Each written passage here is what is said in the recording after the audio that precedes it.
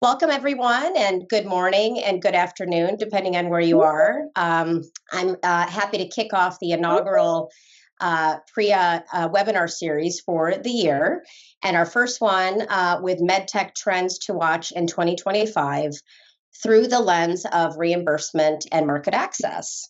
Just a quick introduction to myself, and I'm joined with my esteemed panelists here and colleagues from PRIA who will introduce themselves. I'm Executive Vice President of Reimbursement, Health Economics, and Market Access and Corporate Development here at PRIA. I have been in the reimbursement health policy space for just about 30 years and have extensive experience in really helping new and novel technologies and innovators market and commercialize their technologies by establishing reimbursement and market access for patients who can benefit from these innovative therapies. I've been a consultant for over 15 years, spent about 12 and a half years at Johnson & Johnson, and I'm also a judge and value framework facilitator for several MedTech innovator and creative destruction labs, as well as some biodesign groups, and a consultant for, again, many MedTech companies and incubator programs. If for those of you who don't know who PRIA Healthcare is, just a quick introduction of what we do. We're a full services reimbursement and market access consulting firm, services firm, really focused on the US.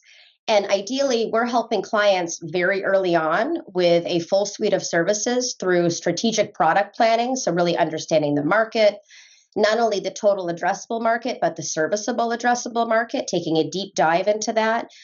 We also support a reimbursement strategy, understanding the coding, coverage, and payment for a new and novel technology, and implementing that throughout the product lifecycle. We also provide clinical trial support programs. So those are for technologies that are in a clinical trial phase and helping principal investigators gain reimbursement during those trials. We have an advisory council, which we're really proud to have on our team as an extension of our team of experts in the industry. So these are individuals in the ecosystem who are former medical directors. They represent value analysis committees of hospitals. So those are the buyers typically of these new and novel technologies, and also coding advisors.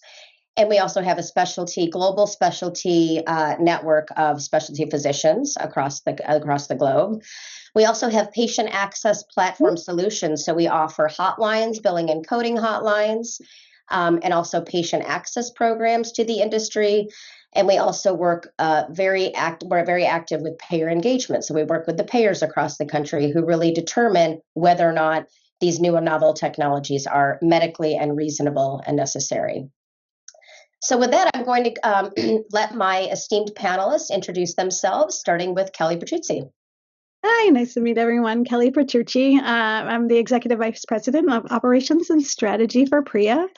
I, like Tanya, have been in the industry for over 25 years, have really worked in many different fragments, everything from pharmaceuticals, DME, diagnostics. Have been really excited to join PRIA in this last year and helping multiple organizations figure out how coding, coverage, and payment set a great foundation for their commercial strategy. Looking forward to today's discussion. Thank you, Kelly. Next, Ryan Nolan. Hello, everyone. My name is Ryan Nolan. I'm the Senior Director of Reimbursement, Health Economics, and Market Access at PRIA.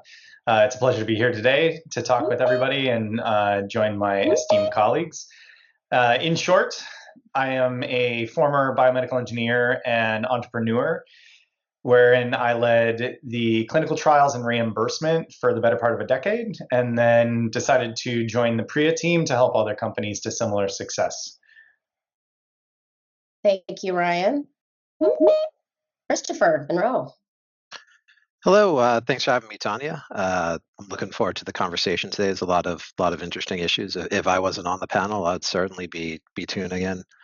So I am the Director of Compliance, Reimbursement, Health Economics, and Market Access for PRIA, and I'm one of the newer additions to the PRIA team. I actually came over with the absorption of Argenza Advisors last quarter, and it's been really great working here with the team and getting to know some of the great personalities we have. So I'm an attorney by training. And what I do primarily here is I help PRIA and its clients really dig into tactical issues related to advocacy and claims and coverage. And because I am an attorney, I need to throw a disclaimer out that nothing I am saying at this meeting here should be taken or construed as specific legal advice. We're just here having an academic discussion. So thank you. Academic and pragmatic discussion, right, Chris? And Absolutely. Chris's role is imperative here at PRIA because compliance is critical when we talk about reimbursement and market access. So thank you, Chris. Last but certainly not least, Tracy Davis. Hi, all. Thank you so much for joining today. Looking forward to the discussion. I've spent the past 20 years with a focus on novel therapies for pediatrics and nephrology. I've worked with molecular diagnostics and startup med devices, trying to get patients covered. I started my career off as a clinician where I sat on the other side of the desk pushing for patients to get approvals for key therapies. So thank you so much for having me today. Great. Thank you, Tracy. And thank you. And again, this is a very, really a dialogue and an informal conversation, but really, again, looking through the trends in 2025 and even beyond in terms of MedTech and medical devices in particular, and what we're seeing, again, through the lens of reimbursement considerations and market access. So I just want to kind of tee it up here with some investment trends. And we would be negligent if we did not mention our great friend, AI, artificial intelligence. It seems to be the hot buzzword around all industries, with MedTech not being an exception here. But the global AI healthcare market, and this was stunning to me, was valued at approximately $19 billion in 2023 and is projected to grow at a compounded annual growth rate of 38.5% from 2024 to 2030. I think that's an astounding number. I'm not sure if others agree, but certainly AI is here to stay and has been around for a very long time. But now, consumers are able to use AI, and it's being really integrated into many clinical applications. So diagnostics. It's used for drug development to expedite drug development, decision support tools and systems, and predictive analytics. So really, a great focus here on AI and those technologies. Minimally invasive and robotic surgery. When I was with Johnson & Johnson previously, we had a very big focus on laparoscopic surgery. Who would ever have thought that a surgery could be done through a 5-inch incision, but it is. And then we've got robotic surgery. Really, Da Vinci's been the main one for many, many years, but we've got a lot of competition coming into the market. And then we've got, of course, wearables and remote patient monitoring, which really were catapulted during the COVID era. But just taking these kind of investment trends into account and looking at from, again, that lens of reimbursement and market access, we often work with investors who are evaluating, I would say, the reimbursement readiness and market access readiness of specific technologies that we work on. And would love to hear from the panelists, what specific trends or red flags or considerations have you seen in your working with your clients and our clients in terms of investment trends and working with investors? What would you impart on the audience? Maybe I'll start with Ryan on that one. Happy to. That's a big question. I think that from the investor side of the equation, especially over the last 10, even 5 years, there's been a increase in terms of education and awareness on the reimbursement side of the spectrum. Investors are getting wiser to speak to some of these key areas that are crucial to commercial success. And so from a entrepreneur perspective, one of the things that we try to help our clients with, and that I would just generally advise if I were to, let's say, do it all over again, would be to really focus in on not just the technological innovation and hitting all your pretty standard milestones like when are you going to hit FDA, but really diving into do I have a firm understanding of the market in which my technology is going to integrate? And then what are some of the reimbursement constraints? Or better yet, who is the financial stakeholder? A lot of the investor activity and education of late has been around, is this a traditional reimbursement play, or is this something that's more of a hospital acquisition play within the existing payment mechanisms? Is it something that's truly novel that doesn't have a benefit category? And what do you do in those circumstances? And investors are asking really challenging questions that I would counsel entrepreneurs to partner with expert in the space, consultants, et cetera, that could help with formulating a plan, if no matter how early, to prepare you to be able to speak to those questions intelligently. Yeah, thank you for that. And Kelly, you were at JP Morgan. What were you hearing in terms of investments and from the investors? Yeah, I think the critical part from an investor perspective is, how does reimbursement help me commercialize, right? So how does coding, coverage, and payment essentially make our opportunity for a technology to get adopted? And I think to really understand that, or to help companies, help investors invest at the right time, or understand the milestones, as Ryan so eloquently said, is really understanding who do we need to be talking to and when do we need to be talking to them. I think Ryan gave a great example of the FDA. I think a lot of times where the reimbursement consulting can come in is, how soon can we also be talking and planning out your reimbursement strategy at the same time as your regulatory strategy? Why those two things are intricately linked is, sometimes, I think, Tanya, your question was part about red flags, is we only focus on one stakeholder at a time, meaning I only set up my clinical trial to talk to the FDA, when we could be using that money, we'll call it a little bit more wisely, where we could be talking to multiple stakeholders within the same opportunity to develop evidence. So my recommendation a lot of times when we're meeting with different stakeholders, investors, and alike, is really understanding, how does the reimbursement strategy catapult the commercial strategy, and how do we make sure that when we plan and invest in a technology from the beginning, how can we be thinking about the number of resources that we need to put into that technology, clinical studies being one, to leverage that over essentially the life of the brand and the long-term outcomes that we're looking to measure. Right. Yeah, and I'll add to that. One thing that gets missed oftentimes in the early process of startups is aligning favorable reimbursement with sales geographies. And so investors are looking for a more conservative approach to investing in the commercial sales team.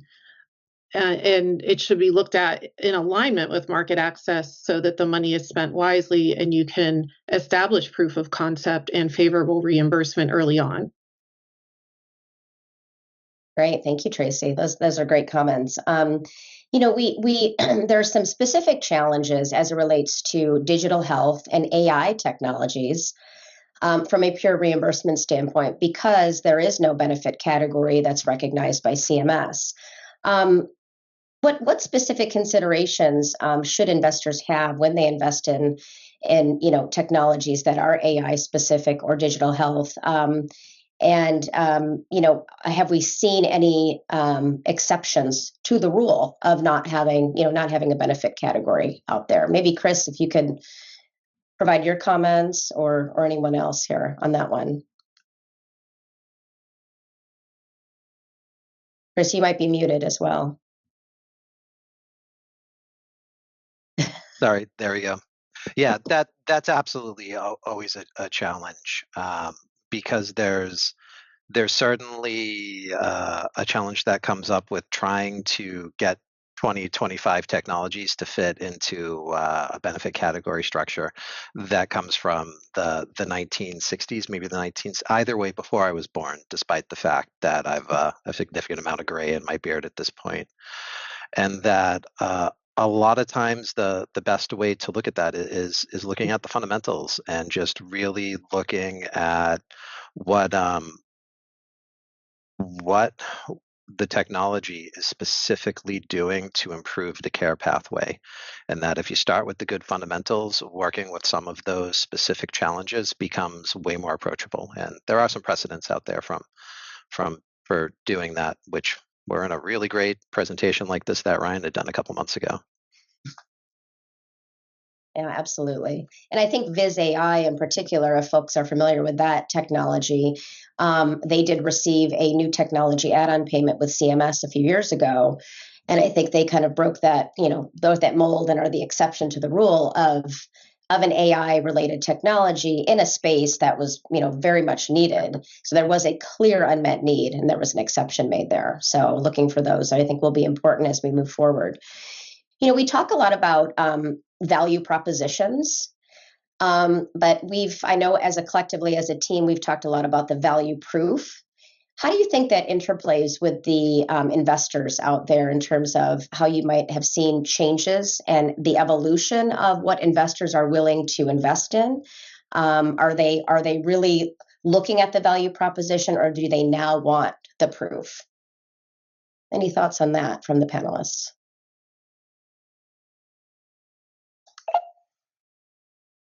I can jump on that. So I think historically speaking, most of if we're looking at, acquisitions or an exit strategy, say for a investment opportunity, a lot of what I think investors are starting to focus in on is not just, can this get through FDA and then get acquired immediately or shortly thereafter?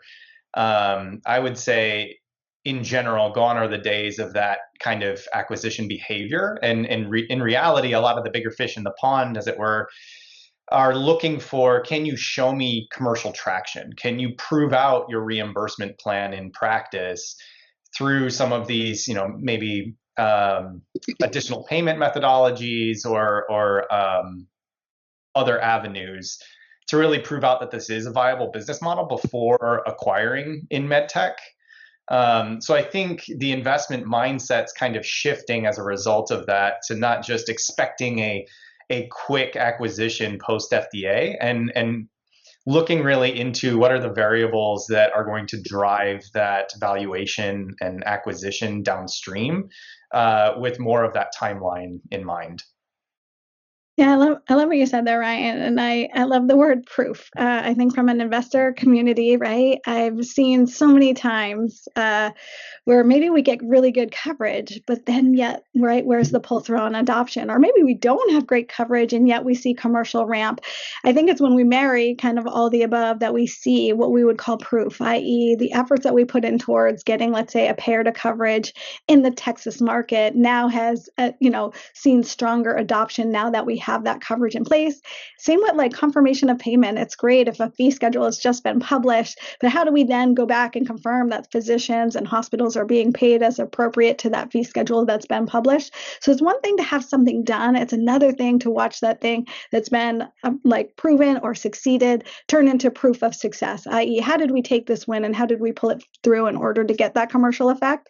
And I think that's one of the things that we see happening in this market, as Tanya has addressed, is we don't want to just know that something's happened. We want to know that it happened and that it worked. And that if we look to exit, as Ryan said, or right in any way, whether that's, acquisition or going public, that we can multiply the effect if we've seen it once, twice, 3 times, that we could build this out to 100 sales folks. And so I really think that's where the proof comes in, is saying, hi, we have this milestone. We've intentionally planned for it regarding their coding, coverage, and reimbursement. And based on those wins, this is now what we can anticipate, and this is how we'll grow this market moving forward. Again, just to make it a little bit more tangible for folks, rather than just something or a milestone that we've seen, but rather proof that this milestone led to better adoption.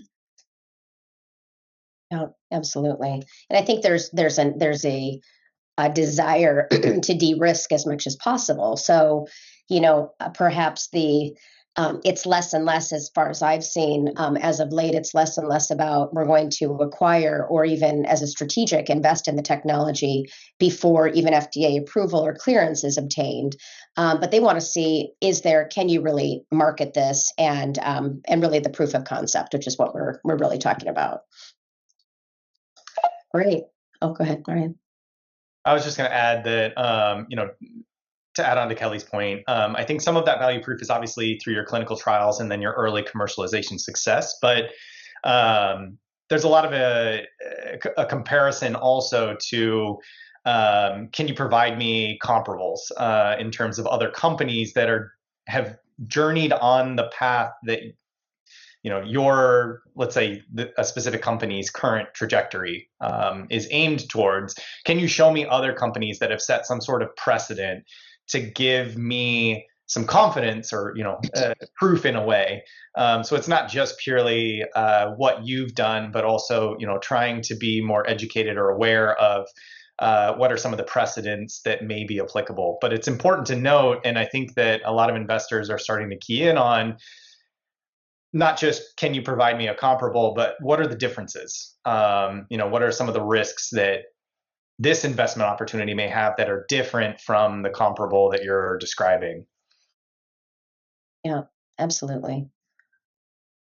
Thanks everyone for that great input. Very insightful.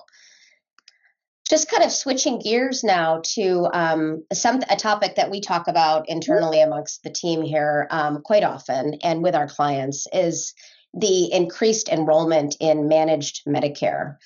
In 2024, over 50% of the Medicare beneficiary population was enrolled in a managed Medicare plan, or known as Part C as in cat.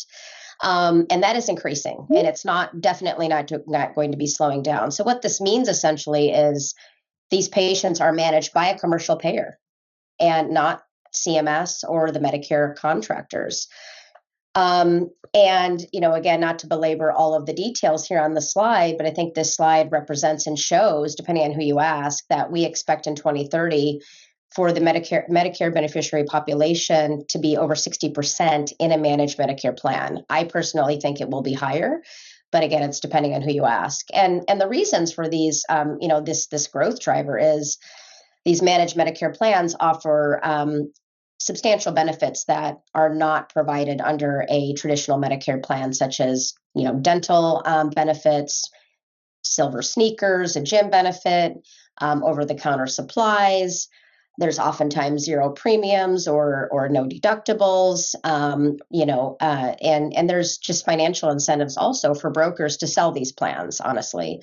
So with respect to Medicare Advantage plans and the growth thereof, I'd really like to get the panelists' thoughts and considerations. And with Medicare Advantage enrollment increasing, how should medical device companies adopt their reimbursement and market access strategies? What do they need to consider to meet the challenges and opportunities of the managed Medicare model?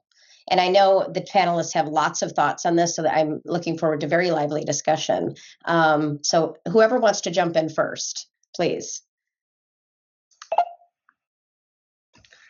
I can jump in on that, and then I would probably want to pass to Chris, because I know he has some good thoughts on this as well. If I could put you on the spot there, Chris. But I think, if I were to kind of set a foundation for this specific topic, is that I think a lot of the industry needs to focus on thinking things through in terms of national coverage determinations or local coverage determinations from Medicare. They're very different than coverage policies. And Medicare is not in the practice of, setting policy. Really, they're focused on how do we set up guardrails to prevent fraud and abuse of, particularly widely utilized technology or excessively expensive technology. So with that in mind, Medicare Advantage plans tend to utilize commercial policies because there's a lot of loopholes in NCDs and LCDs. They're not meant to be as comprehensive as a commercial payer policy. And within those gaps, we're seeing sort of a behavior on the rise, and I don't want to steal your thunder, Chris, of this impacting on a claim-by-claim basis what's actually covered and paid under a Medicare Advantage plan. So from a strategy perspective, with that in mind, my recommendation would be for companies that know, hey, the majority of our payer population is going to be Medicare Advantage or commercial. You should prioritize, what do I got to do to win the commercial payers? Because the objective across those two is largely the same. And if you're starting from a negative policy, what do you need to do to achieve a positive coverage policy and remove that negative one? Or if you're working within a silent coverage policy, meaning there's not anything officially out there, your technology is kind of in a novel area, or even just in general, you should focus on what do I need to achieve success on a claim by claim basis. In either case, I think the answer to all of that is your clinical trials, your value proof. How are you proving successfully to those payers that this is a technology that's going to change decision making and therefore change outcomes and costs associated with that? So I'll stop talking now and step down and let you add your thoughts, Chris, because I know that you've got thoughts from your side of PRIA. Yeah, I could certainly spend a lot of time talking about this because this is really a pretty big part of my consulting and advocacy practice. Because it's an issue that's coming up for a lot of the clients that we have, and every time somebody runs into issues related to MAOs, there's this perception that we end up having to talk them through where they're like, well, what's gone wrong for us? Like, why do the Medicare Advantage organizations, the MAOs, not like us anymore? And the bad news is it's not you.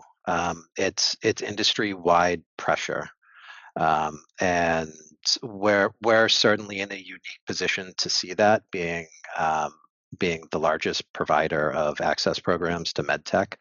So we get a sample and one of the broadest experiences that there are on this, and it's happening to everybody. And to the point you'd raised earlier, yeah, there are payers who are absolutely bringing in their commercial policies. My position on that is that that is inappropriate. And I can tell you that the majority of the administrative law judges agree with me. There are some that don't. But this is becoming a huge issue for advocacy. And in terms of, because I know we're going to talk about this later, in terms of how this impacts strategy, it's, to me, when I look at what's going on with this and how in 2023 manufacturers and rather clients could look and count that, well, a fair portion, if not most, of my Medicare Advantage claims will get paid as long as Medicare's paying, and then see the trends that went on in 2024, where those approval numbers took essentially an industry-wide nosedive. It should be getting everybody's attention, and it should be something that people are looking at with a critical eye, saying, does the traditional kind of toehold in Medicare build out to MAO, then build into commercial? Does that work right now, or should we be going with a plan A and a plan B simultaneously? My feeling on this is that a plan A and plan B simultaneously is going to make sense for a lot of people, but it's not going to make sense for everybody, and that's why it's important to sit down and have conversations with folks like us about it. Yeah. There's also a proposed Part C rule that could come into effect in 2026, but it's still subject to a political process at this point. It is more favorable towards patients, so that will play out in the future because this is becoming such a popular issue or problem. But the good news is that manufacturers like PRIA have patient advocates who can help manufacturers with this, and a lot of companies have great internal advocacy programs, and we are starting to see a lot of overturns of late, especially early on in 2025 with some of these cases. It's a really good point. Yeah, and if I may, there's a dispute here between patients and between providers and between these Medicare Advantage organizations. And it's really coming down to this phrase, which is general coverage positions. General coverage guidelines. Now, there's regulatory guidance that says that Medicare Advantage organizations have to cover everything that traditional Medicare does. If it is under an NCD, LCD, general coverage guidelines, and whether it's under other Medicare publications. This proposed rule that Tracy mentioned had a significant amount of language on how these words should be interpreted, which is why when I look at it, I read it as being fairly pro-patient, although I know there's differing takes on it now. It's like with any legal opinion, it's still an opinion. People sometimes differ on it.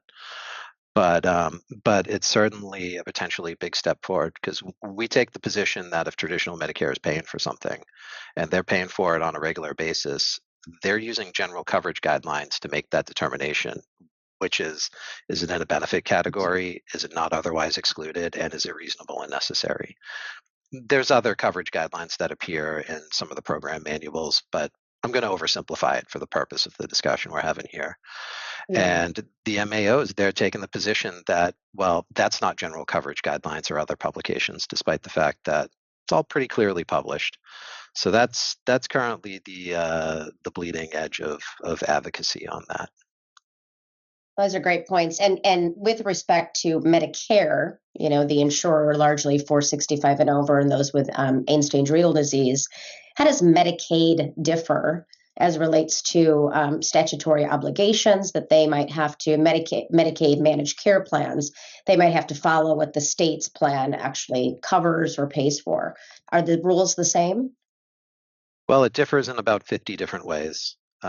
So there's certainly national guidance, and Medicare certainly provides things for us to look at, like the model contract, some of the program payment rules.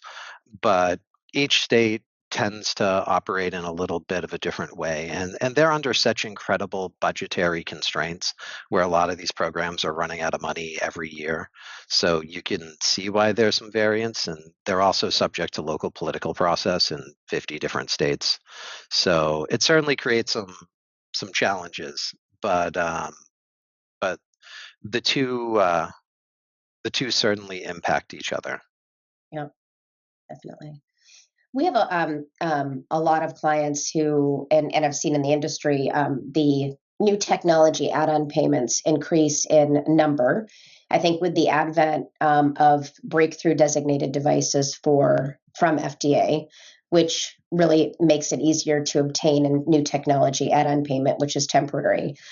Do those same payment models apply to Medicare Advantage plans? And kind of what are the pros and cons, I guess, in considering whether or not you pursue a new technology add-on payment if they don't apply?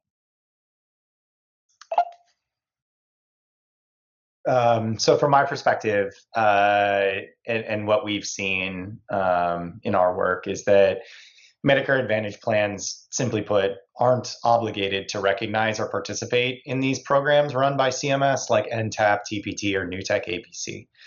And so this kind of comes back to, what is the exact payer mix for the patient population that your technology serves or benefits? And because of the fact that MA plans aren't obligated, you shouldn't necessarily expect them to pay for these programs. So when you're considering applying for these programs, I would caution not to look at it as a milestone or checkbox, as it were, for raising funds with investors or trying to lure a potential acquirer.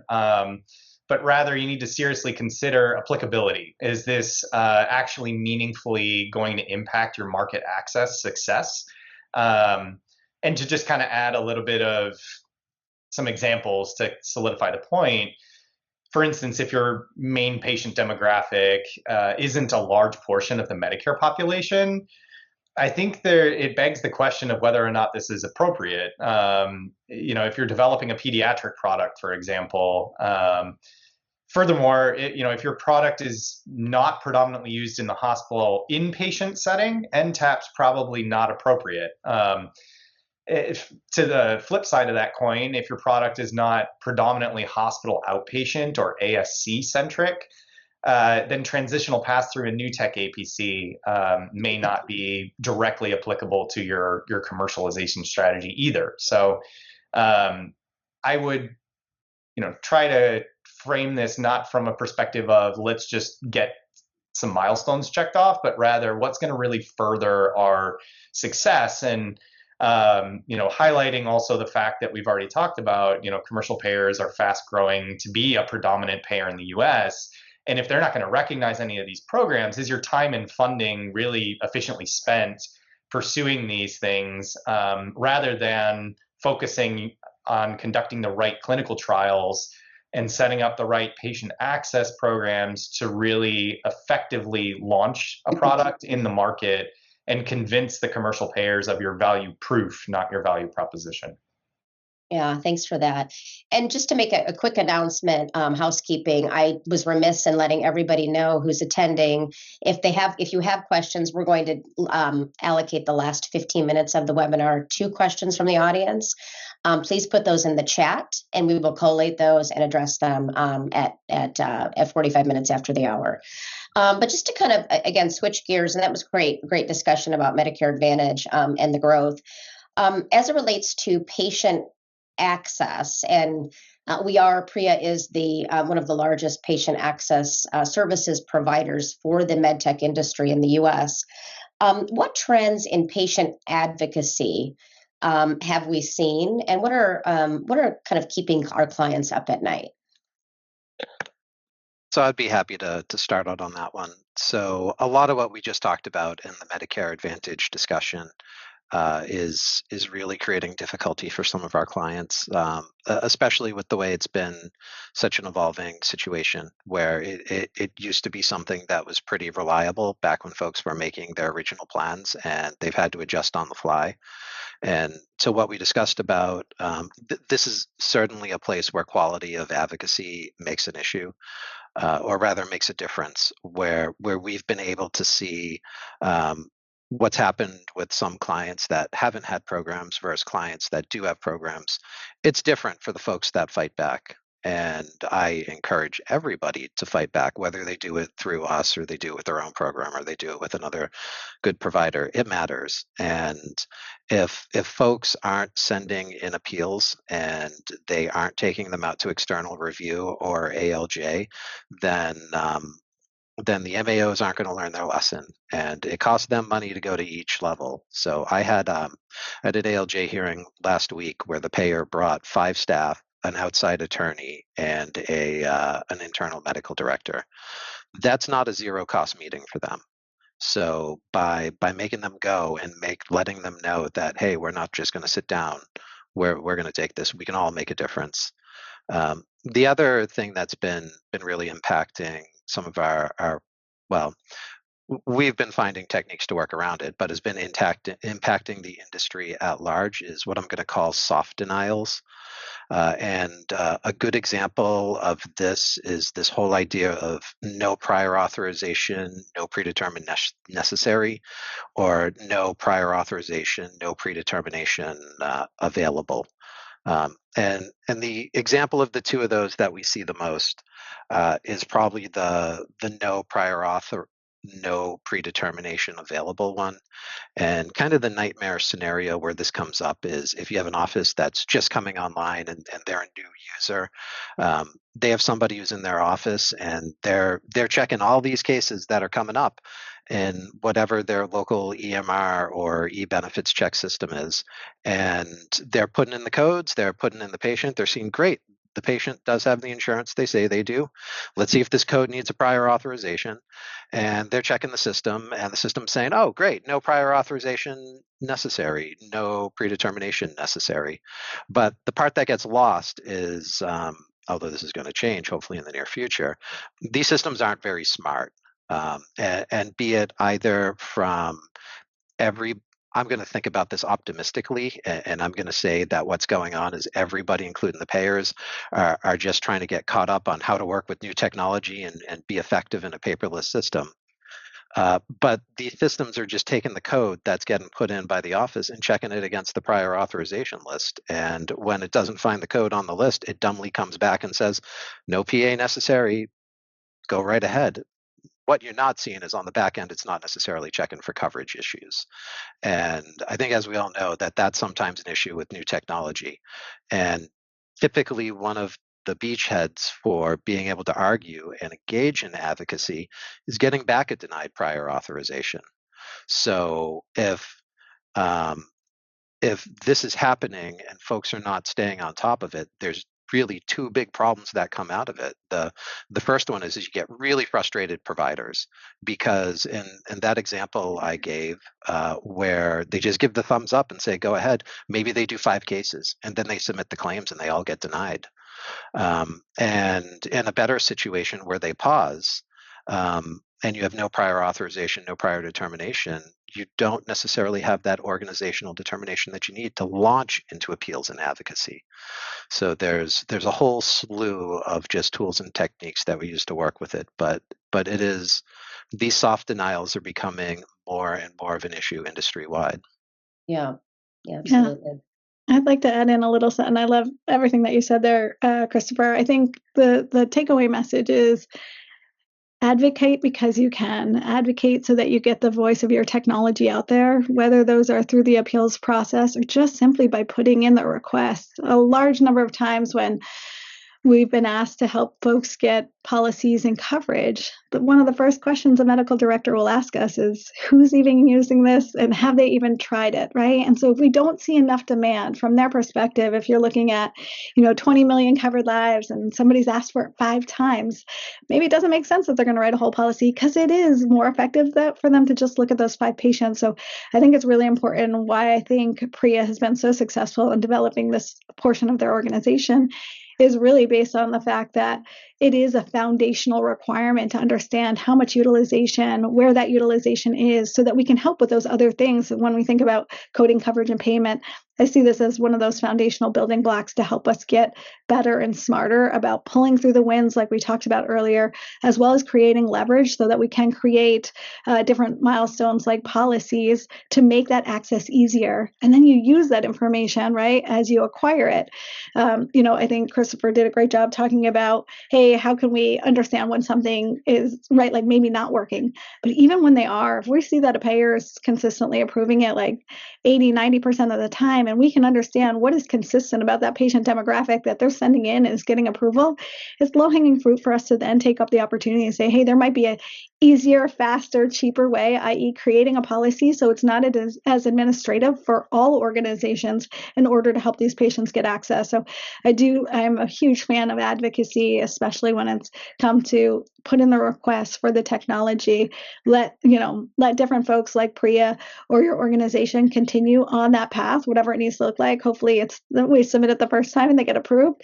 But if not, right, what are the additional messages that payer needs to hear in order to become educated and then see and physically feel the tangible demand that's happening in the field for that technology are just critical parts of why an advocacy program, in my opinion, is very critical for medical technology adoption. That's great. Thank you for that feedback. Tracy, did you have something to add? Yeah, just that it is a complicated issue because with every payer that we work with, it's a different medical exception process for an unmet need. And that can be really challenging for physician offices to handle on top of their day-to-day workload. And I think that's where PRIA has also been really successful is we process such a high volume of medical exceptions successfully. Right. So kind of on that point, we've got a few minutes before we open it up to the Q&A, which again, individuals can put their questions in the Q&A section. Given the increasing pressure for utilization controls over the last few years, what tools and best practices can MedTech companies implement to ensure patient access while navigating the waters of healthcare compliance? I think this one logically goes to Chris.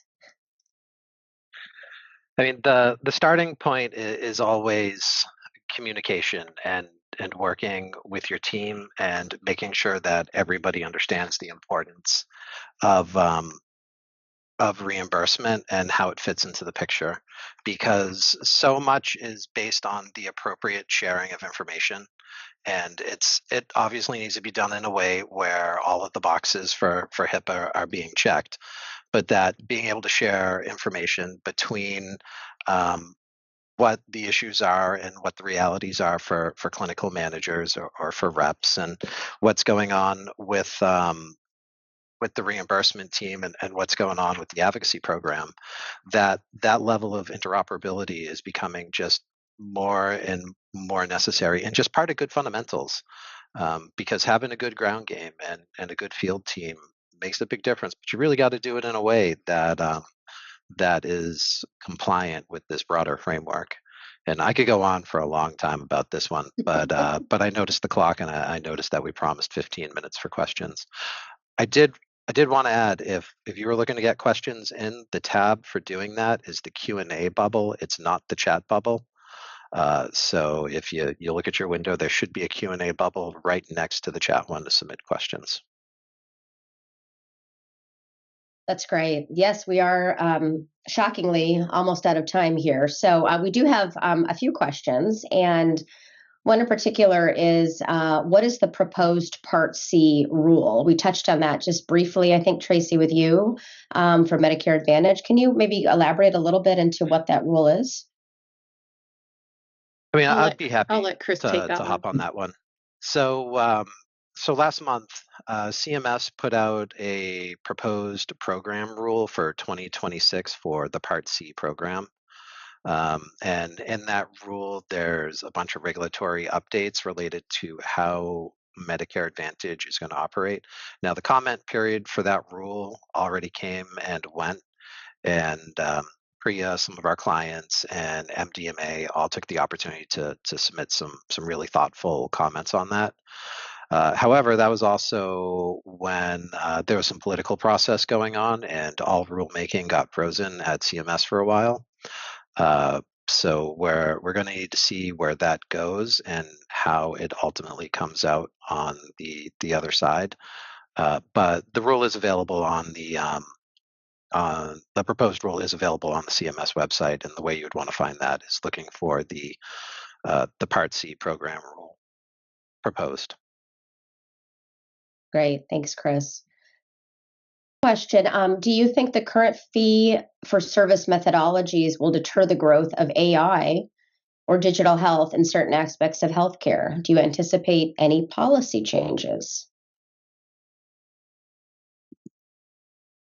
Yeah, I'll talk kind of high level. I think it's a great question, very insightful. I think when we think about AI and the way that some are interpreting the use of AI is, does it make a physician or healthcare provider's job easier? And when we think about how payment is set up, they want to know, how hard is it? How much time does it take? And what's your overhead? And so if we add AI onto the mix, while there is a cost of overhead to provide the AI, does it also decrease the cost of the total workload for a physician? I don't think that there's a one size fits all in this determination. I think Tanya brought up some great examples of where AI has been leveraged, thinking of Shockwave, Cerebell, and some others, where we didn't see actually an impact to the overall physician reimbursement or total reimbursement, and they were actually able to leverage and tap right and TPT to get additional payment. So I think we might see a plus and a minus. I don't know that there's a one size fits all. I also don't think that we have 100% knowledge, but I would say I loved what Ryan said earlier is it's really understanding what is the foundation of the technology, how will we leverage this new AI capability, what does it add for overall, physician work, health practice outcomes, and then how do we monetize that? How do we understand the value if it decreases in one and gains in another? My expectation is, right, there's probably room for a little bit of all. AI won't completely replace the need of physician work, but it might take down some of the burden and increase some of the outcomes. And then the opportunity to add AI to that technology also has a practice expense to it. So I think somewhere in the middle, we would expect there to be some great ways in which we should expect reimbursement to continue on. And I think that there's some precedents with technologies that have gone through this process and see policies come out and payments. I think if we can use those as learning tools and leverage those with other technologies, it's a great way for us to help people be more successful or at least understand the landscape to be successful. That's great. Thank you, Kelly. I love the questions. They're coming in. So I'm going to read the next one verbatim. It is for Chris. Chris, with all the suggestions about taking the payer to ALJ, have any of your clients pursued legal action at the district/local level or even considered a quitam on behalf of the MA population or enrollees? That is a super specific question, and I like that question a lot, and have spent a lot of time thinking about that. So I'm going to try to carefully answer that in a way that isn't specific legal advice. So the short answer is it's complicated. Part of the reason it is complicated is because a lot of times the rights run with the beneficiary. So you'd be talking about coordinating with the beneficiary in order to be able to try the case. The other thing that comes up is there is some uh, some precedent for attempting to sue payers over coverage decisions, and I'm not aware of a lot of those going particularly great. Although I haven't done a search of I haven't done a case law search on that in a while. So there perhaps could be some movement. The idea of a key TAM is a very interesting idea, but and one that I've certainly thought about, but goes outside the scope of what we've talked about here. But whoever wrote that question, I like where your head's at. I think that was anonymous, so perhaps they'll email you after or reach out. So thanks for that question and answer. Next one, in the instance of a potential soft denial, would you advocate for the provider to submit a prior authorization anyway, or apply a wait and see approach? So I'd be happy to kick this one off too. It really depends upon what the process at the individual payer is, because if it is a portal based process, there isn't really an opportunity to submit a prior authorization if they're saying they won't accept one. Now, we had talked about it earlier that there are alternative processes that are available, but those tend to be unique for the payer. That's things like case consideration, medical exception, like those kinds of things. And not a lot of those policies or procedures for getting those kinds of things are published. So it's really something that you need to have some experience to navigate artfully. And the reality is you can call a payer and ask for a predetermination instead of a prior authorization. You call that payer 4 times, talk to 4 different people, and get 4 completely different answers about what they say you can do with that case. So sometimes you just got to call and talk to the right person to get it entered into the system. But yeah, the answer is you have to fight for a way to get it in. Yeah, Yeah. I echo that. Definitely not the wait and see approach. I think that, right, for most folks, they want to make sure that they've at least documented the efforts that have been put forth in order to get a medical review done and completed. So I agree with Christopher. It can be a complex network, but we would recommend absolutely trying to find a way. I think it goes back to that foundation of patient advocacy. Yeah, and if I can just add to that briefly, the part of the challenge is a lot of this depends upon what I think of as good fundamentals. And like when you look at a lot of where things are really moving in a way that's kind of disturbing in the industry, and you look, well, what's the answer to if all of a sudden Medicare becomes less of a problem? What is the answer to if Medicare Advantage starts finding more ways to pull in commercial policies? The answer to a lot of those things is the same as it is for this, which is good fundamentals, where you build around a specific medical need and you address that medical need. Because if you're trying to ask for an individual case consideration, you're walking in there and you're saying, we have a patient and they have a need and nothing out there fills this need, so we need you to make an exception to your policy. And the way you do that is by building off of the good fundamentals. It's not a situation where you can just walk in and speak shibboleth and they're like, oh, great, we'll take the case. Yeah, you have to build that strategy and that way of thinking around it. Yeah. Great thoughts. Speaking of Medicare, next question. MACs, or the Medicare Administrative Contractors, are implementing their own policies via LCDs, as opposed to implementing CMS policies or national coverage decisions. Do we expect CMS to assert more policy control over via NCDs going forward? I'd be happy to take that one. Mm-hmm. So probably not, because there aren't a lot of NCDs that come out every year. But what has been happening is an alternative MAC collaboration process. And it's a situation where all the MACs or a group of MACs get together and start researching a topic and all come out with policies that look essentially the same. Now, the thing that's good about it is you can know what's going on in a whole bunch of places at the same time. The bad part is that that collaboration part isn't really subject to public process like an NCD or the individual LCDs are. And now you can make the argument that when you get to the individual LCDs, there's public participation in a public process there. But if there's already been an agreement among all the MACs that this is what the policy is going to look like, you're climbing a mountain to come up with a reason why they should carve out and why things should be different for that particular local area. Yeah, good point.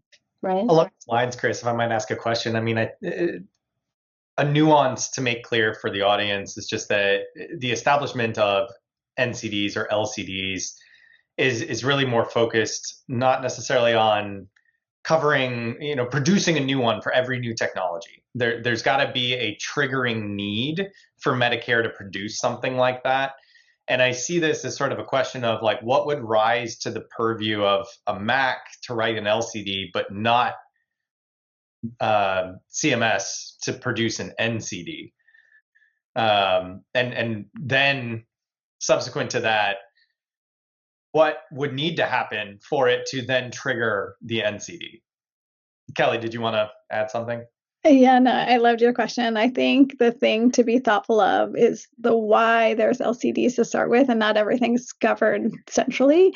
And it's because we know that there's unique populations and unique geographies, which is part of the reason why there's these carve outs, so that there's more regional trends can be taken into account when regarding policies for Medicare, right? Specifically, right? You can think of different areas that might include like Florida, Arizona, right? Might have different needs for their LCDs, and what's happening in those populations very different than what might be happening in, say, New York. And so you see these carve outs to really maximize what's happening in these demographics to better match policies based on demographic need. So to your point, when we think about it from a national level, we would be looking at something that would hit that national criteria when we think about the majority of patients over the age of 65 and like the disease burden affecting, right, the majority versus unique unique geographies. So just thoughtful, like why you say, well, this LCD did it and this one didn't. And I love what Chris said about the consortium. We absolutely are seeing more of that. We do like to see, right, medical directors looking together at group populations, but just helpful for the audience to understand, like, why would I see something in one and not in another? And why is there LCDs to start with? Is really just understanding, like, what was the purpose of setting these up geographically and regionally to set up different policies? I don't know, Chris, if you want to add anything to that, but just think it's helpful context.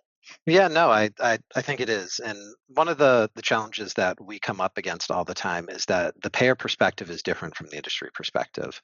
And industry looks at medical policies as this is something that's sales enabling for us. And it absolutely is. But that's not why payers make medical policies. They make medical policies to have a consistent framework for attempting to make consistent decisions while managing utilization. So if there isn't a perceived problem with utilization, there's not going to be a policy. And that applies to both Medicare and it applies to commercial. If they're happy with how something's going, they're not going to go out of their way and do all the work that it takes to make a policy, because it's not free to make and maintain those things. And if you were to have a policy for all the codes, it doesn't work. Yeah, those are great points. I love this next question. And it's a kind of that one of the $64 million questions, as they say. Are RCT and comparative data a must to get a positive recommendation and medical policies? And what is the average trial time requested? 2, 5, 10 years follow up? Finally, the economic value messages, are those beneficial in the US with the payers? I know everybody's got something to say here. I'll kick it off if that's okay with the team. Yeah. I'll just say my experiences, especially for medical technologies, RCTs are hard. Randomizing something to, right, a surgery can be very difficult. And so I would absolutely say it's not a must. It is a nice to have, but there is definitely additional clinical evidence that can help you communicate directly with the payer to show, that you're reasonable, you're necessary, you're as good as what's being offered today, and sometimes even better, but it doesn't necessarily have to be direct comparison data. It doesn't necessarily have to be a randomized control trial. It's really understanding what previous evidence in your disease states also already exists and using some of that historical knowledge in order to create like a broader or more expansive way of thinking about your evidence. When you ask about timelines, how long, 2 years, 5 years, 10 years, the thing I always like to talk to folks about is, well, it depends on your market. If we're talking about a commercial payer, right, who thinks maybe this patient will be with us from 3 to 5 years, well, 10 years worth of information would sound great. They're really interested in that shorter term and we'd make a lot of headway. However, if you're Medicare, Medicare Advantage, these members tend to take with those plans for over 10 years. So long-term information is going to be super critical for them. So it's understanding like which segment you're speaking to. Are you primarily a commercial market? Are you a Medicare market? Are you a Medicaid market?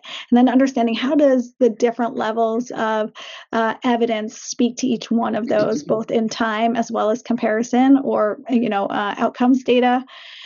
And then with regards to economics data, there's so many different ways to unwrap that, right? And so economics can be like the hard, this is how much it costs, this is how much we saved, right? But then there's other softer metrics where folks are saying less time in the hospital is economics, right? And so it's really understanding, again, who it is we need to make the economic presentation to. If it's the economic presentation to the payer, what are the direct costs that we then subtract from their total system? If it's essentially a hospital outcome, then it might just be the total cost of their care in a savings methodology. And so while I think healthcare economics messaging is absolutely critical, it's understanding how do I set up that right messaging based on the stakeholder. So I love this question. Big fan of talking about anything on how do we set up better evidence to speak to multiple stakeholders. What I hope you guys hear me say is that there's unique ways to craft this, especially medical device. I think if you talk to most of our medical director friends here at PRIA, they would absolutely love to make sure that everybody had an RCT or comparative data, but it's absolutely not a must-have. And I think it's important to really help folks map out what it is we need, who it is we're communicating with, and that way we can get the right outcomes, whether those be economics or clinical outcomes, so that we have the right message. Yeah, and just to, PRIA does, often we do evidence generation planning for our clients because evidence is king. And I would say that RCTs, yes, they're difficult and they're not the only way, though, to get coverage any longer. So, real world data is very helpful, and that's often an avenue as well. We are up on time. I know there's a few additional questions that we've received, and I promise that we will get back to you offline with answers to those questions. May I just have each of the panelists give one or two sentences to impart on the audience, kind of top of mind words of wisdom for the attendees that are here today. And thank you again for everyone for attending. Kelly, you want to start? Yeah, absolutely. First, everybody, so great spending time with you. We look forward to hearing more questions and seeing how we can support you. I think at the end of the day, what I hope you heard us say is that reimbursement is absolutely a helpful catalyst, whether you're thinking about it from your commercial plan or even raising money with investors. We want to help you think both smarter about what is the evidence that you need to talk to multiple stakeholders like we just talked about here, and then how do we leverage all that information in terms of type of evidence? How do we create a commercial plan? What is the advocacy routes that will garner the most amount of success, and put that into like a strategy, and then we pressure test that strategy to make sure that we're getting the outcomes that we need. I think it's important to have a good partner that really understands this. As you guys can see in today's discussion, sometimes these things are all intertwined, but also dealt with very separately. And so having somebody to help make clear what the global outcome that we're looking for is going to be a critical part of being successful moving forward. So thank you. Yeah, absolutely. Great. Thank you, Kelly. Tracy? Yeah, I'd like to say just planning your reimbursement strategy and logistics around reimbursement hotline, whether it's internal or outsourced with a company like PRIA, as early as possible. That should be one of the fundamentals even before the product comes to market. Thank you, Tracy. Ryan?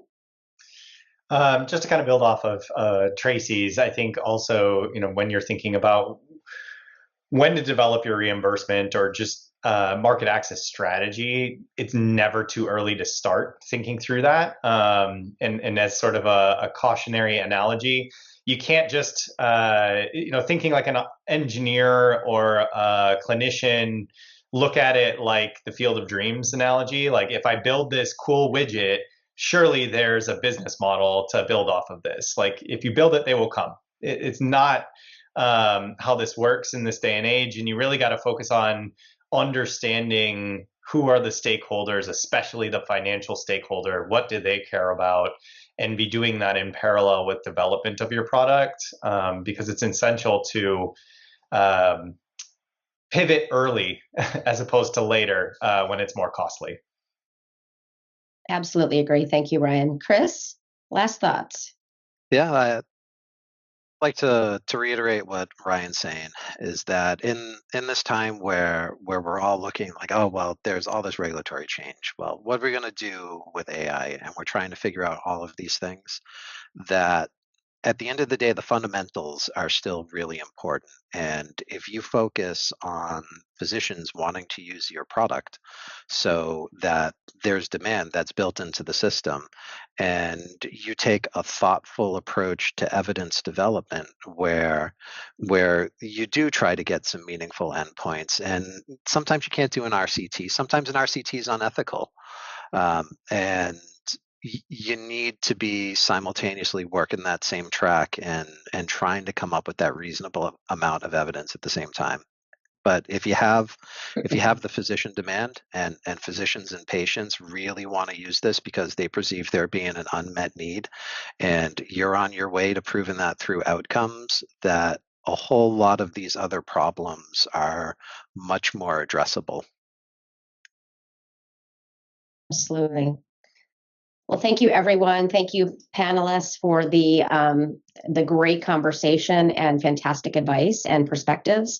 We look forward to seeing attendees on our next webinar. Thank you, everyone, for attending, and have a great rest of your day.